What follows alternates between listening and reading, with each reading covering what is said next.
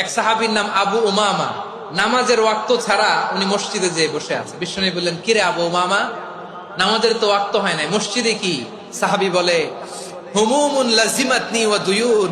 নবী গো, ঋণের বোঝায় এমন টেনশনে আছি, ঘরে থাকতে পারলাম না, মসজিদে চলে আসছে। বিশ্বনবী বলেন, আমি কি তোমার এমন একটা দোয়া শিখাবো যেটা বললে আল্লাহ তাআলা তোমার ঋণের বোঝা হালকা করে দিবেন? আবু উমামা বললেন, ইয়া রাসূলুল্লাহ, অবশ্যই শিখাবেন। বিশ্বনবী বললেন, তাহলে তুমি পড়বা, আল্লাহুম্মা ইন্নী আউযু বিকা মিনাল হাম্মি ওয়াল হাযান ওয়া আউযু বিকা মিনাল জুবনি ওয়াল বুখল ওয়া আউযু বিকা মিন গালাবাতিদ দাইনি ওয়া কাহরির রিজাল। ও আল্লাহ, তোমার কাছ থেকে দুশ্চিন্তা থেকে পানাহ চাই, কৃপণতা, ভীরুতা, অলসতা, কার্পণ্যতা, এই সব কিছু থেকে, মানুষের কঠোরতা, আমার উপর মানুষের আধিপত্য এবং ঋণের বোঝা থেকে পানাহ চাই। এই দোয়াটা যখন বিশ্বনবী শিখাই দিলেন, আবু উমামা বারবার এই দোয়া পড়ে, আল্লাহুম্মা ইন্নী আউযু বিকা মিনাল হাম্মি ওয়াল হাযান ওয়া আউযু বিকা মিনাল আজজি ওয়াল কাসাল ওয়া আউযু বিকা মিনাল জুবনি ওয়াল বুখল ওয়া আউযু বিকা মিন গালাবাতিদ দাইনি ওয়া কাহরির রিজাল। আবু উমামা বলে, এই দোয়া আমি পড়তে লাগলাম আর পড়তে লাগলাম। কিছুদিন পরে দেখা গেল বিশ্বনবীর শেখানো এই দোয়ার বদৌলতে আল্লাহ তাআলা আমার সব ঋণ পরিশোধের ব্যবস্থা করে দিয়েছেন।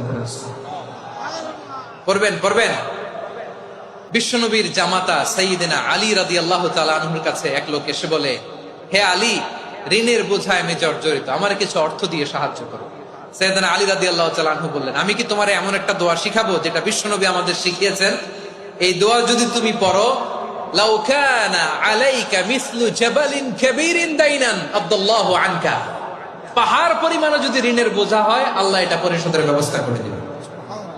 ছোট্ট একটা দোয়া বিশ্বনবী শিখালেন, বললেন, তুমি পড়বা, আল্লাহুম্মা কফিনি বিহালালিকা আন হারামিকা ওয়া আগনিনি বিফাদলিকা আম্মান সিওয়াক। মুখস্থ আছে? হ্যাঁ, আছে। আল্লাহুম্মা কফিনি বিহালালিকা আন হারামিক, আল্লাহ তোমার হালাল দিয়ে আমাকে পরিতুষ্ট করো, হারাম থেকে বাঁচিয়ে রাখো, আর তোমার অনুগ্রহে মানুষের মুখাপেক্ষী যেন আমি না হই, আমি যেন সবসময় তোমার মুখাপেক্ষী হয়, ওই তৌফিক দিও। সুবহানাল্লাহ পড়েন।